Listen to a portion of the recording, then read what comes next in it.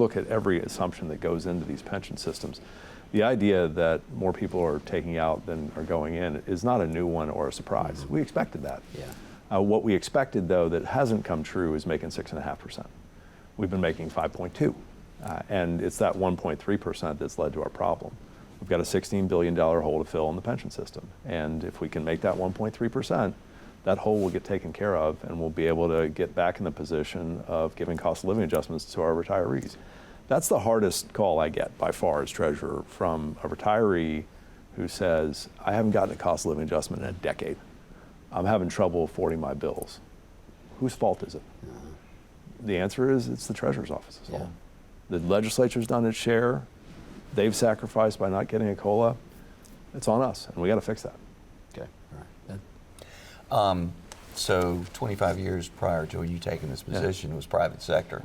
Yeah. What is, and you've thrown into state treasurer. How is that, tell us a little bit about that change, and has it been a big change? Not as big as you might think. In the end, this is an investment job. By and large, I spend my days thinking about the investments of the state, either the long-term ones in the pension system or cash, or investing in people's health through the healthcare system. And that language, that familiarity is deep in my background. There's some political nuances that you got to manage, and those are new and frankly small. Because in the end, numbers are numbers. And I got a $16 billion deficit. I make 5.2%. We can try to caveat those things all we want, but they're on our website. They are what they are. We hopefully will do better. Alan? I didn't know we were going to be talking about baseball, but I threw you a curveball with crypto, so let me give you a softball now, and that is, you said the target's 6.5. How do you get there? What's funny about it is that that's easier than it's been in about 20 years in terms of the amount of risk you have to take to get there, and that's just base interest rates. So if you go get a mortgage on your house today, you're paying about 7%. Well, someone's making 7%. That should be us. So we're not talking about getting into the real speculative ends of the capital markets. We're going to do a lot more in credit.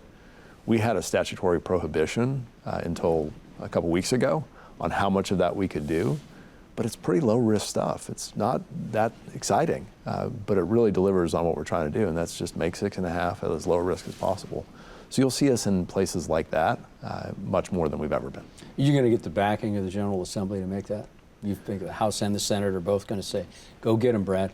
Not only will we have. So our bill that reforms fundamentally how we make investments was passed unanimously by the House, unanimously by the Senate, and signed by the governor. And so we're off to the races and rebuilding the entire way we do investing in the state. And what does that look like, without too much detail, obviously? Sure. So historically, it's been the treasurer who can kind of do whatever they want within some statutory limitations.